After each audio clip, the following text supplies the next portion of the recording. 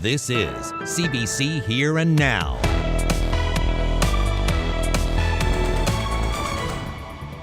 Good evening and welcome to Here and Now. We're live tonight from our CBC newsroom in St. John's. It's a busy news day in the province today, so let's get right to our top story. A third suspect has now been charged with attempted murder after an alleged violent attack at Prince of Wales Collegiate last week. This as the Teachers Association says it's working on ways to combat increasing violence in schools. Here and Now's Heather Gillis reports. Police have arrested and charged a 16-year-old with attempted murder, aggravated assault, and assault with a weapon. He's the third teen charged after an alleged violent lunchtime attack at Prince of Wales Collegiate in St. John's last Thursday. Yesterday, 18-year-old Tyler Greening was charged with attempted murder, aggravated assault, assault with a weapon, and accessory. On Friday, a 15-year-old was charged with attempted murder and 14 other charges. All three remain in custody. The 16-year-old victim is now recovering at home after spending a few days in hospital. CBC News cannot identify the victim or the two youth charged due to a publication ban, but the community is rallying around the victim. Supporters held a walk for him over the weekend and created a light show outside his hospital room, getting back this show of thanks in return. Back at PwC today, police and security are still there with a heightened presence. You ask any teacher, they have seen violent incidents in their schools. The president of the province's Teachers Association says they're tracking violence in schools and call the alleged PwC attack worrisome. But this is an incident where somebody off-site decided to come on-site, and it became a very difficult situation. Langdon says the NLTA has been working on creating a coalition for school safety.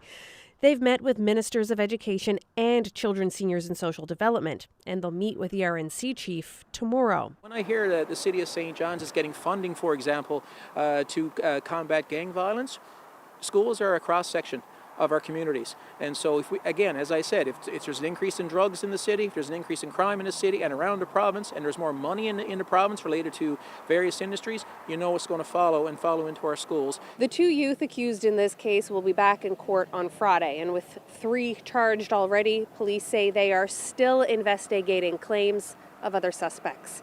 Heather Gillis, CBC News, St. John's.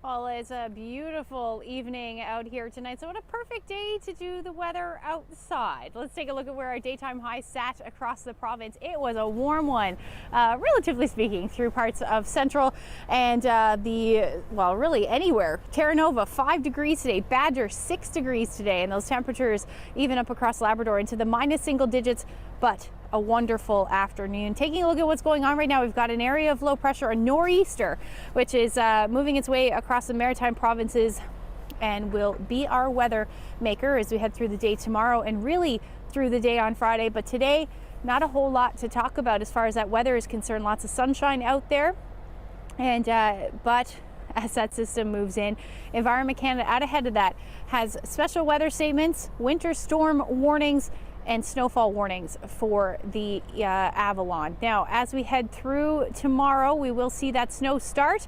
It will continue through a good chunk of the afternoon on Thursday. Looks like it'll end as rain for eastern areas of the island, but I'll break it all down for you coming up. Thanks, Ashley. Enjoy the sunshine while it lasts. Well, in health news tonight, the province has announced a plan to create an urgent care centre in the St. John's region. The goal is to take pressure off emergency rooms and create more access to primary care. Here Now's Mark Quinn reports. Emergency departments like this one can't keep up with demand. Health officials say the wait time to be seen is longer, sometimes more than 20 hours. And at some locations, the percentage of people who leave without being seen is creeping up past 11%. The provincial government hopes an urgent care centre will help reverse that. One was announced for Whitbourne last week, and today the province said it hopes to lease a building in the St. John's region for a second one. The new centre will provide patients with another option in accessing patient care, as well as to help ease the pressures on our acute care emergency departments. An urgent care centre will provide more complicated care than a walk-in clinic, but less complicated care than an emergency department. The health minister says that in keeping with the health accord, similar clinics will likely be established in other parts of the province. Part of the recommendations on that is finding efficiencies. This is one of those efficiencies. More than 90,000 patients were seen at Eastern Health Emergency Departments last year. Health officials expect more than a third of those patients will eventually be seen at an urgent care centre. And we have a goal of seeing over 100 patients a day. That's going to equate to about 36,500 patients per year. So a significant amount of access that we're going to improve through this. Osborne says staffing the centre will be a challenge, but he believes the province's efforts to recruit healthcare professionals will turn things around. We are hopeful that we've seen the worst of our healthcare shortage challenges, and we're going to start being able to staff up with the recruitment efforts we've seen. The new urgent care centre is expected to cost about $5 million annually, and it's scheduled to open by the end of April 2024. Mark Quinn, CBC News, St. John's. Meanwhile, outside the House of Assembly today, the Progressive Conservatives are questioning the Liberals' plan to establish urgent care centres. Well, where are you getting the people? You have Whitbourne out there struggling already now, and they have 3 days a week where they have someone there for urgent care. So, again, this all comes down to missing the boat on what the real issue is here, and that's having sufficient professional health care workers to do the job in these buildings. And speaking of Whitbourne, residents in Whitbourne and the surrounding area continue to voice their concerns and frustration over the closure of the 24/7 emergency room in the community. The closure started last June and prompted a protest in Whitbourne about a month ago. Well, today residents took their signs and their demands to St. John's. Here now's Henrika Wilhelm reports. I'm in this for the long haul, and I hope you all are too. More than 100 people came to St. John's to make their frustrations heard. They want more than the urgent care clinic that was recently announced for Whitbourne. Mondays is open, Tuesdays is open, Wednesdays is closed, and back open again on Thursdays. So what about Friday and Saturdays and Wednesdays? So you can't get sick on those days? That's what I'm trying to say, basically. So it doesn't really make sense what they done. Instead, they want the return of the 24/7 ER. We're not just one community, we're 22 plus communities. There's a big area that goes to Whitbourne Clinic, and emergency can happen any time of the day. And if we can't get in there before 4 o'clock, you're pretty much screwed. I've been on numerous calls, and we do need our 24/7 services. You need that 1 hour after any accident or heart attacks. 1 hour is very important. And if we don't have it, people will be hurt worse than what they will be. On the other side of the doors, the health minister says he doesn't see this as an all or nothing situation and says the urgent care clinic will gradually expand its hours. To simply say that, we're holding out until we can staff it up as an emergency department would see the doors continue to be closed for the foreseeable future. Putting an urgent care model in place in Whitbourne gets the doors open, quite frankly. Protesters here made one thing very clear today. If the 24/7 ER in Whitbourne doesn't come back, they will with more people. Henrika Wilhelm, CBC News, St. John's. Another health-related rally was held in Central today. About 100 people gathered outside the James Peyton Memorial Hospital in Gander during the lunch hour for a push to reinstate the obstetrics unit there. Here now's Troy Turner has that story. People want the obstetrics unit reopened in Gander. Patients are currently being diverted to Grand Falls, Windsor due to staffing shortages. But the provincial health minister says the unit will be returning to Gander. We wanted to make sure that what Minister Osborne is telling us is not going to be empty promises, that it's going to lead to a prosperous unit in obstetrics here, and that mothers are going to be able to deliver their babies safe and sound here. Although today's rally was predominantly people from Gander, organizers say it's even more important to the surrounding area. We've worked really hard to try and push this and have this as a focus in our community, and not only just Gander either. It's with the whole region, because it probably affects people in the surrounding communities more than it actually affects Gander. I think it's very important to have one here and one in Grand Falls so that people from the whole area, we carry around the loop there to Gambo, out through Gander Bay, New West Valley region, could get to Gander a lot easier than going all the way to Grand Falls. For some of them, depending on the weather, that could be a 3-hour drive. Heather Picco is 31 weeks pregnant. She realizes it's unlikely the Gander unit will be open by her due date. I'm due in May, so hopefully the weather is great. Obviously, if I was going to be due now here in March, like we had a huge snowstorm the weekend just passed, those are the things that I'd be nervous about, and we could still have a big snowstorm in May. We live in Newfoundland, so yeah, the drive, depending on the time of night, there's moose on the road, on the highway, accidents happen, and how fast is my labor going to happen? Will I have a baby on the side of the highway, or will I make it? According to organizers, this may not be the only rally for the reinstatement of obstetrics here at James Pate Memorial Hospital.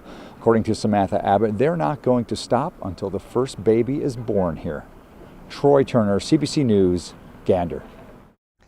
In other news, the province says the Hive ransomware group was behind a cyber attack that paralyzed the healthcare system a year and a half ago.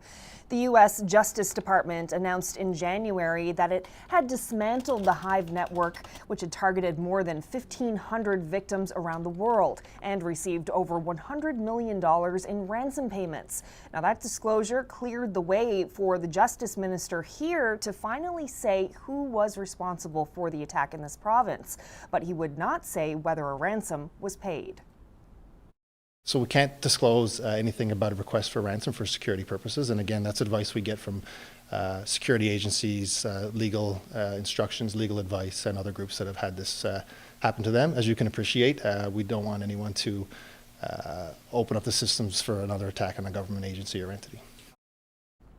Well, the union representing correctional officers wants government to have more consultation with staff on the front lines during the planning process for the new prison, which was announced in 2018. Here we are 4 years later, and the planning design process is underway, but the engagement of correctional officers has been fairly limited. Well, today, NAPE released a report that includes correctional officers' ideas for the design and operation of the new prison. It also highlights long-standing concerns about working conditions. MUN professor and researcher Rose Ricciardelli prepared the report and says HMP is unsafe for both correctional officers and prisoners. This facility is remarkable, and remarkable doesn't mean negative or positive. It's kind of gross. And I wish I had a more professional way to say that. We would not, in any government building, accept those conditions of work, let alone conditions as confinement. It actually is, even to think that individuals are going to that institution and are there right now every single day, working amongst silverfish and mice and, mold in cells, they are unsafe. It's not really a matter of feeling unsafe. Staffing is down. There are not enough people. What is safe about a 24-hour shift? Meanwhile, Justice Minister John Hogan was asked if government will try to improve conditions at HMP now before the new facility is built. No, those are ad hoc things that come up, and unfortunately they do come up, and we work with them when they do arise. A lot of work was put in the summer to try and deal with the heating issue. The mice come up, they do have pest control come in on a regular basis to deal with it. And, it's a fair question, and we can't alleviate and get rid of those problems until the new facility is constructed. And when issues do come up like that, we either ignore them or we deal with them, and we choose to deal with them as best we can until the new facility is up and running. Well, now we head to Labrador, where the Winter Games are currently underway. It's day 2 of competition with lots of action-packed excitement. On the Go host Anthony Germain is covering the games, and he joins us now live from Happy Valley Goose Bay. So Anthony, what events did you take in today? Well, Carolyn, I'm just outside the E.J. Broomfield Arena right now. Badminton is happening there. As you can tell from all the cars and vehicles, the place is really full. Lots of cheers, lots of roaring for that racket sport. And this morning, the snowshoes, medals were given out, and there was an entirely different kind of racket, lots of energy. And the Here and Now team managed to get some cameras in some very interesting places for those races. Have a look.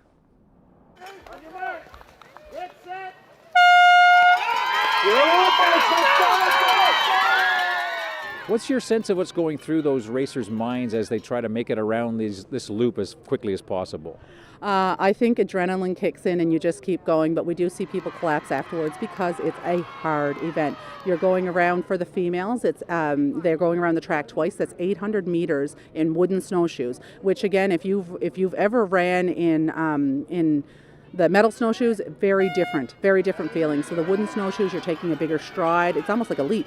So you're doing a lot more work for the same amount of distance.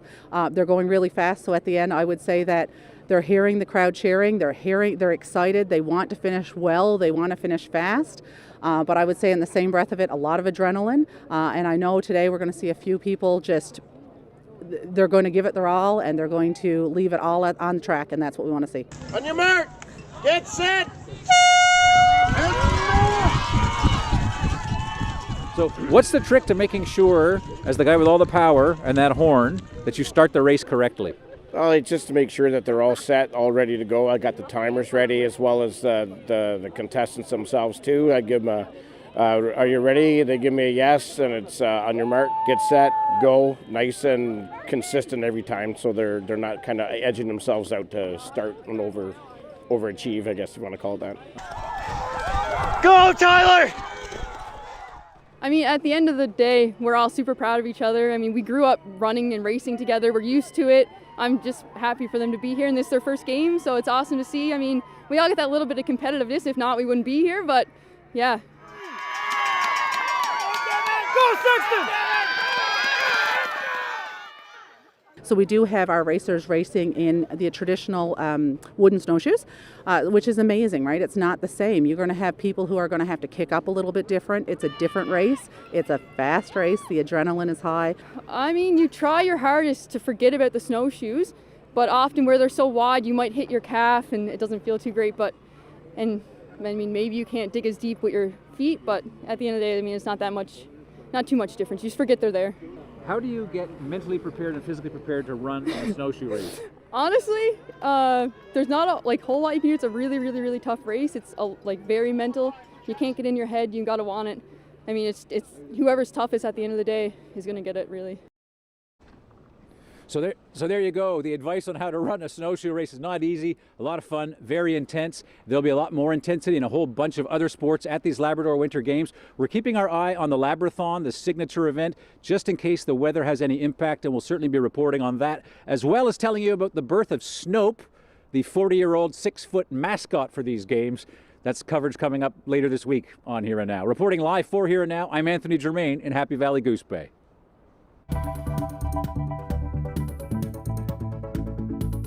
The culture of Labrador is very unique, and when you share it, the spirit of it is left with everyone. Well, ahead after Ashley's weather, we return to the Labrador Winter Games for a conversation with MP Yvonne Jones about her health and a moving standing ovation she received this week. Well, the sun is shining, a perfect day to go view icebergs. We're going to talk about safety for that, and also we've got some snow on the way. We'll talk all about it coming up.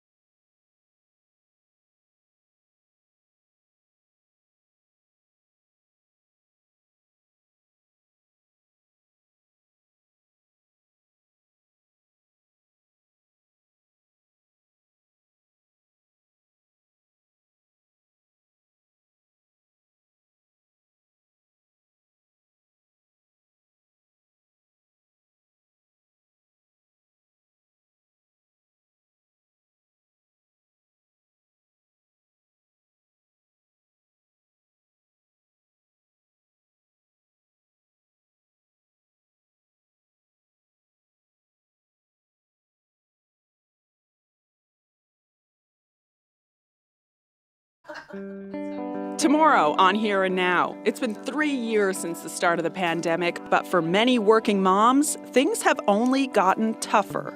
With this, it's like so much out of my control that I feel like I'm like suffocating, and then you can't get away from it. Parenting has always been hard, right? So what's different about it right now? It is different right now. When your kids keep getting sick and your sick days at work are long gone, what's a working mom to do? That story tomorrow on Here and Now. This weather update is brought to you by the Healthcare Foundation Home Lottery. Bonus prize deadline is midnight, Thursday, April 6th. Order tickets now at hcfhomelottery.ca.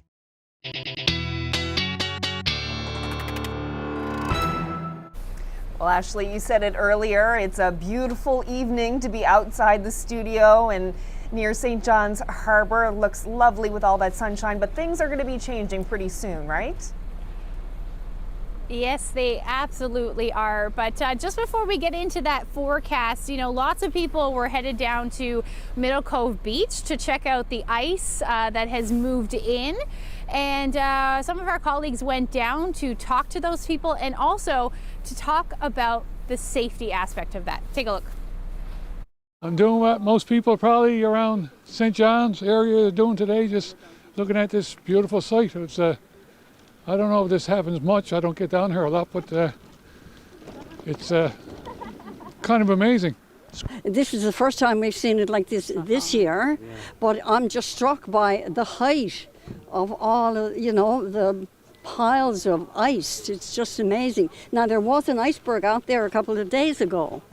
And this is a friend of mine who's in from Heart's Delight. Oh, wow. Yeah. And we're taking her around to show her the beauty of this area down here. It makes me feel that the world population and then the percentage, you calculate how many people can experience this. I don't think so. It's I belong to that club, that fortunate club. If you look in the background here now, you can see the ice there. It seems like it's solid, but outside of that, there's the ocean, so it's not solid. You also may see waves coming in. Unsuspecting, I could go down on the beach, stand on the piece of ice there on the edge of the beach, and think it's fine, but it's actually not, because the swell of water comes in, it moves the ice, I lose my balance, I go down through, and then the ice settles, like it either covers me over or it could crush me, so it's very, very dangerous to be down on it. Absolutely very dangerous to be out there. Sure, it looks pretty, but keep your safe distance. And if you take a look at this current ice analysis, you can see all of that ice is making its way down, and it's yellow ice, so it's marginal ice, not that pack ice that we're seeing up across the rest of the coast and then parts of Labrador as well. And if you take a look at the satellite, the clear skies today really gives a really nice indication of what's happening. You can kind of see it on the satellite. We are losing the daylight now, but it is moving. It's slowly moving down to the southeast. If I zoom in a little bit more, maybe you can see that a little bit better. There it is there. But yeah, some of that ice, even here behind me, we can see it just off in the distance, and we're expected to see this for a little while longer with the winds the way that they are, but they are going to shift to more southerly winds as we head through the next couple of days, and that's because an area of low pressure is going to move through. First easterlies, bringing in some snow, and then we'll shift again. So here's a look at the current temperatures out there. Beautiful day, getting a bit of a nip in the air for sure now. I've got the hot paws in my gloves to keep my fingers warm, but it's about -2 at the moment in St. John's. Temperatures still very mild though through Badger, Corner Brook, between 3 and 5 degrees, and then up across Labrador, those temperatures still into the minus single digits. But as we head through the night tonight, not a whole lot to talk about. We'll see some clouds on the increase. And that's pretty much the story. Maybe a few flurries, but our next weather maker is set to move in as we head towards the early morning hours. Now, best chance of seeing some flurries will be for Lab West through central Labrador. Temperatures will be pretty chilly, somewhere between -9 and -15. And then across the island, winds will ease, relatively speaking, light winds, and then temperatures will sit into the minus single digits. They will increase though, especially as we get into the morning hours for the west coast, around 20 to 40 kilometers per hour, and that's as our system moves in. Speaking of that, winter storm warnings are in place from Port aux Basques through to the Burin Peninsula, and then the Avalon is under a snowfall warning, and then the rest of Northern Peninsula east through to Clarenville, Bonavista, currently under a special weather statement. Also a wreck house wind warning in place. We're looking at those winds gusting upwards of 120 kilometers per hour. And again, that's as this system moves in. We're seeing those easterlies or southeasterly winds. That will continue through the night. As you can see, the snow will move in, timing about 10 or 11 o'clock tomorrow afternoon, spread across the south coast. By the time we get into the early evening hours, southern areas of the Avalanche should be seeing that snow. And then by 8 or 9 o'clock tomorrow, the rest of, at least the metro area, should be seeing that snow along with parts of central. Now, this will continue heavy at times through at least the morning hours, and it does look like it'll end as some light drizzle or showers potentially for the eastern half of the island. But this is when things will start to ramp up for areas like Green Bay, White Bay, and Northern Peninsula East, and that will really continue as we head through the day on Thursday. As far as snowfall amounts go, 15 to 25 centimeters is a good bet. I do think the higher elevations will see the highest amounts, and then a lot less as you get lower elevation. And then towards the west coast, about 5 to 15 centimeters of snow is likely. And again, this is falling Wednesday through Friday, with the majority of the snow falling on the Avalon through the night on Wednesday and into early Friday. Now, as far as the temperatures are concerned for tomorrow, minus single digits, winds out of the southeast around 30 to 50 kilometers per hour.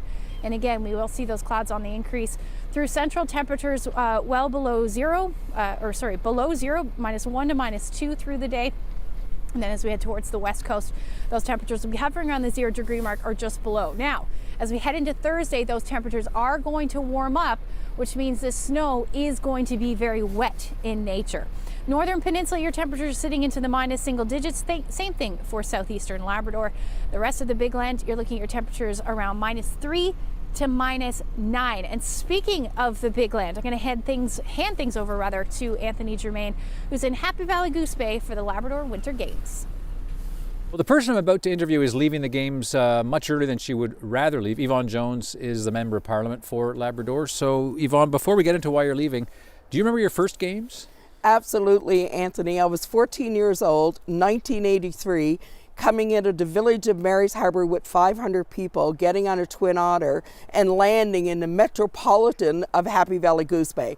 Having an opportunity, to go to a swimming pool, to go to a movie theater, and to just meet people from all these communities across Labrador that at that time in our lives, you didn't have that interaction with sports meets and communities being able to commute back and forth. So coming to the Labrador Winter Games with your team, carrying your sign, walking in that arena, as I watched many of those young athletes do last night for the first time, I could feel it in my heart myself. It was moving, it was emotional, because it's this energy in the room. And you're just from this small town and you're walking into an arena that is holding 3 times more people than is in your home community. So, it's a pretty awesome feeling. And, the Labrador Winter Games have held that energy for the last 40 years. You captured that in some of your remarks to the crowd inside the arena when you were talking about what makes Labrador special. What is it about these games 40 years later that still has people? Because everybody's so excited about this. Yeah, the energy is continued, but I think it's the fact that we bring not just sport, but we bring culture. And the culture of Labrador is very unique. And when you share it, the spirit of it is left with everyone. And I think that's what happens at the Labrador Winter Games. You will see the team from Nain giving their hats to the team from Port Hope Simpson, and you'll see the team from West St. Modest, exchanging photos and pats on the back and cheers with the teams from Mud Lake. So it's a lot of camaraderie that goes into this. I think a striking moment at the opening ceremonies was when Eugene Hart referred to the fact that you'd be leaving these games, which is what I mentioned in the introduction of this interview. Why do you have to go? Unfortunately, as most people know, I'm on a journey to good health. I'm battling cancer for the second time. And first, let me just say, I'm just inspired by so many people around me that have fought the good fight for cancer. For me, I set a goal. My goal when I was diagnosed on October 3rd was to be able to come to the opening of the Labrador Winter Games, and I have met that goal. And I think a lot of people who take that journey with cancer, they set goals for themselves and they try to work towards them. In 40 years, this is the first games that I won't spend a whole week here, cheering on athletes, being a part of all the events, but I'll certainly be here in spirit, I'll be here in mind, and I'm just so, I just think that these games are so awesome because they bring out the best in everyone, in every player, every community, every person who participates. So I'm going to be heading back to St. John's to continue with my medical treatments and my appointments and the things I have to do to get myself back to good health. And I really appreciate the energy and the support and the prayers that the people of Labrador and the people of Newfoundland have given me thus far. And I feel stronger just by having spent a few days here with them. You were reflecting on 40 years of the games and being a teenager, and I've been covering politics for 3 decades. I don't remember ever seeing a member of Parliament get a standing ovation in an arena like we saw this week. And I was sort of watching you on the monitor, and I was thinking, wow, what a moment. Yeah. Well, it was pretty overwhelming, but it was pretty energizing for me as well. People are good. I'm always a believer that if you are good to people, they're going to be good back to you. Labrador has been good to me, and I'll always be good to them, and I'll keep working hard for them. So the fact that they've supported me in this battle with cancer, and they've continued to hold me up in their prayers, hold me up in their energy like they did last night in that arena, is going to help me beat this and get to the end of it. And for that, I'm forever grateful. Yvonne Jones, wish you the best. Hope to see you back in the House of Commons as soon as you can and back at these games in 3 years. Thank you, Anthony, and thank you for inviting me here today. But I want to thank CBC for being in Labrador, for telling the stories of our people. It's so important to us. Well, it's our pleasure to be here. Thank you very much. Thank you.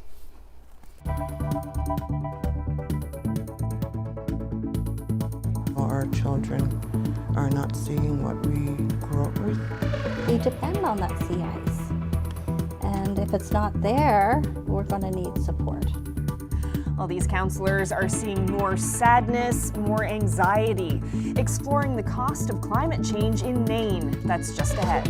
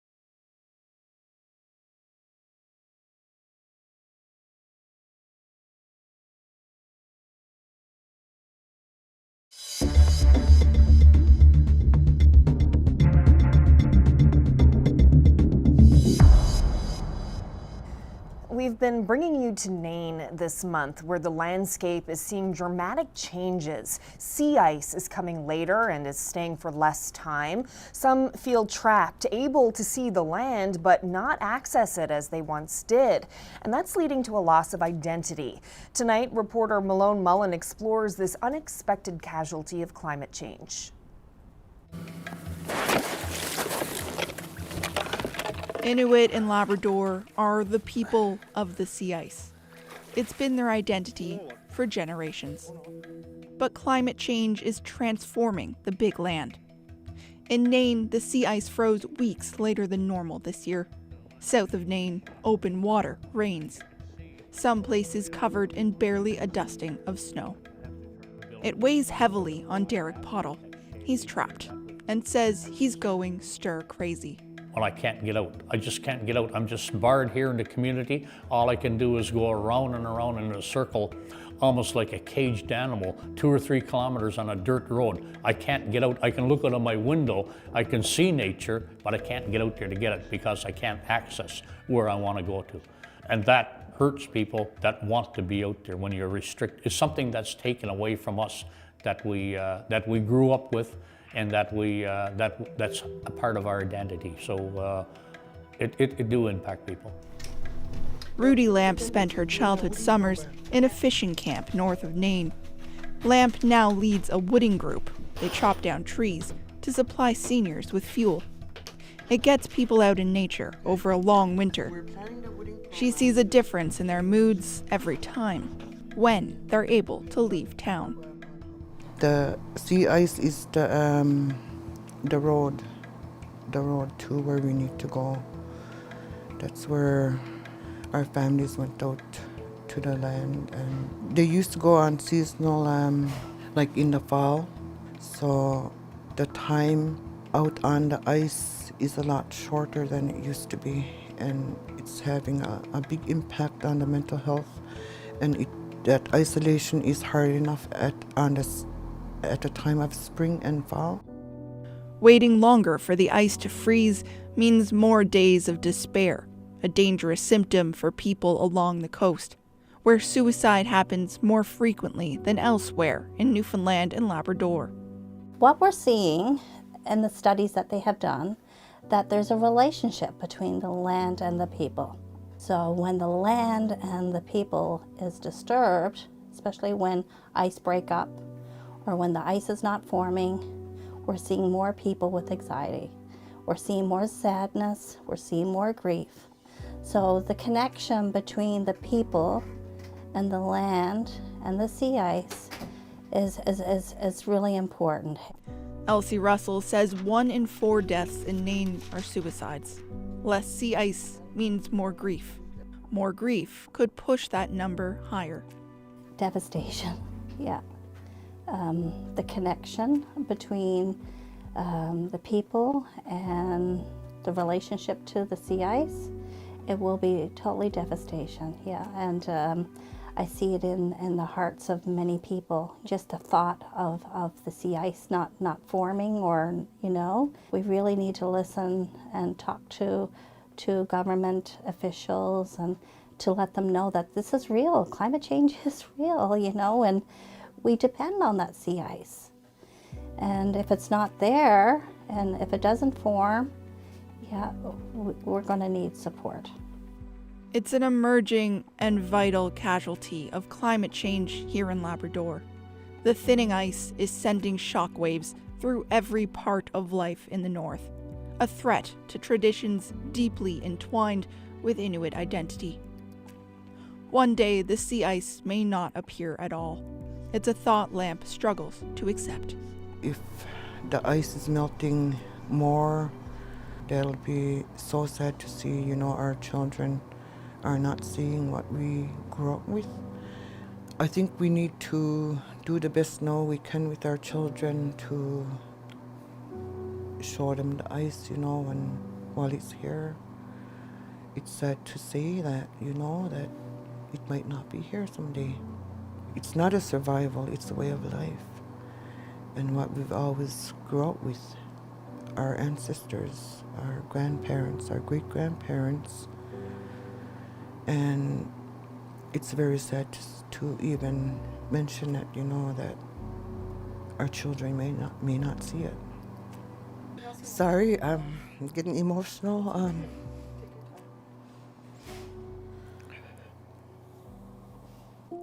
Just getting out on the land can make all the difference, but the unpredictable sea ice stands in the way. The North Coast has warmed on average 1.5 degrees per decade in the last 50 years. More data, more technology, and better trail systems are all ways to keep those deep ties to the land intact.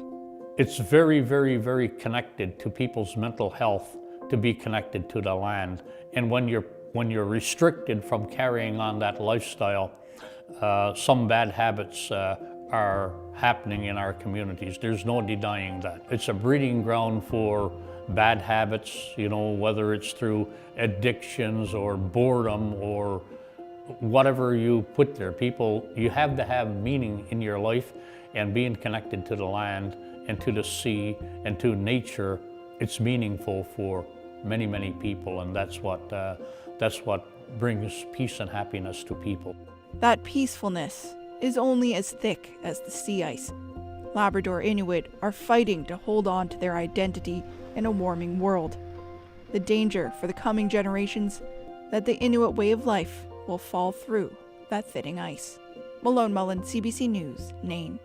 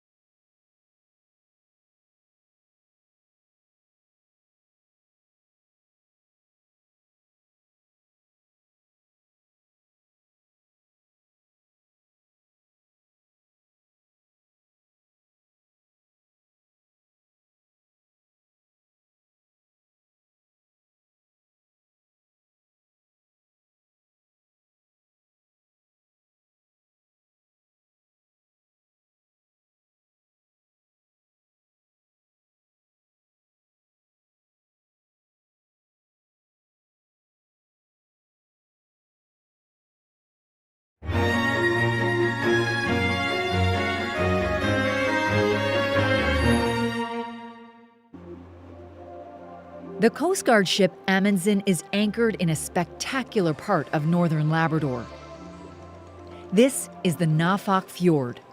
The scenery is stunning, and with the naked eye, it's not hard to follow the peaks, valleys, and contours of the land. But ocean researchers need to know the peaks and valleys of the seabed. Je joue trop avec l'écran. To do that, they're glad to have Daniel Amaro on board. Daniel studied ocean mapping at the Marine Institute. I get 3D maps of kind of like a topographic map of the ocean floor.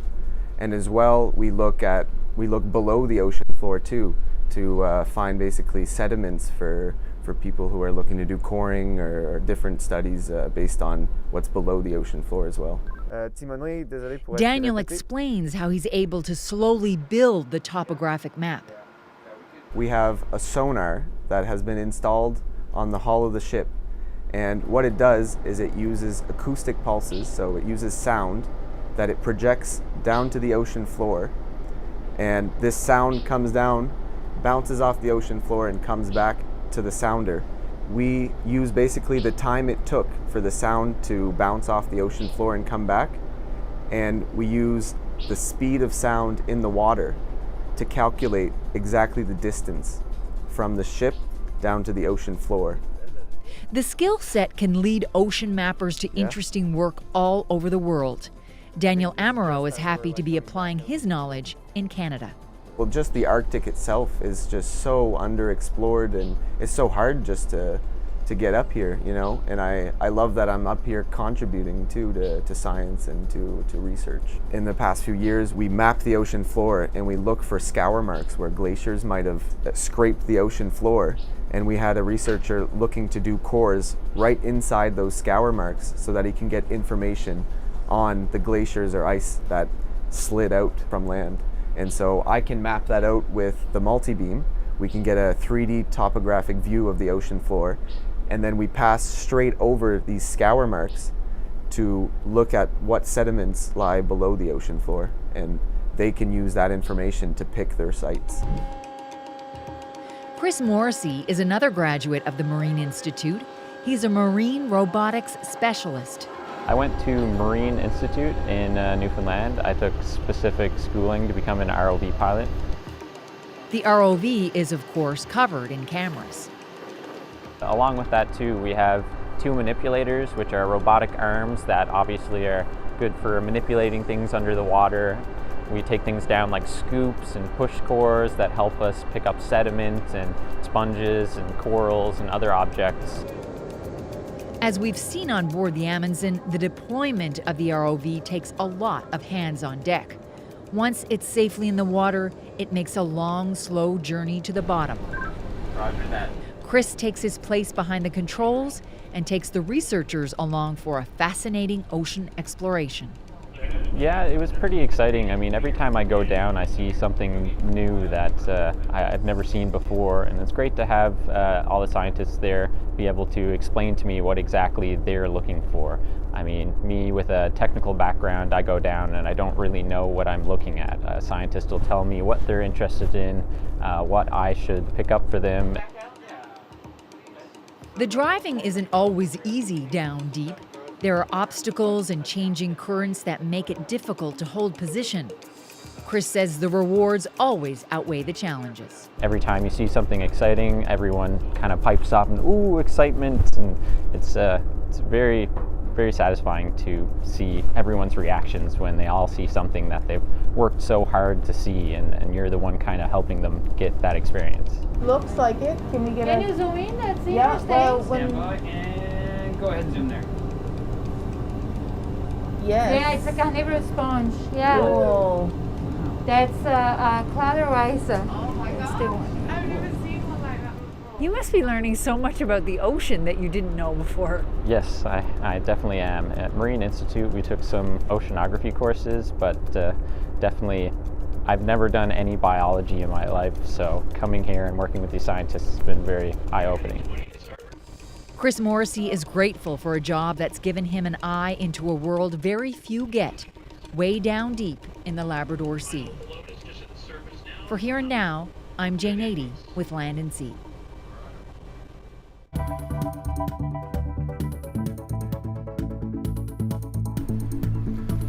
Well, the snow will move in tomorrow. It'll continue Thursday and even into Friday, and then another system moves in.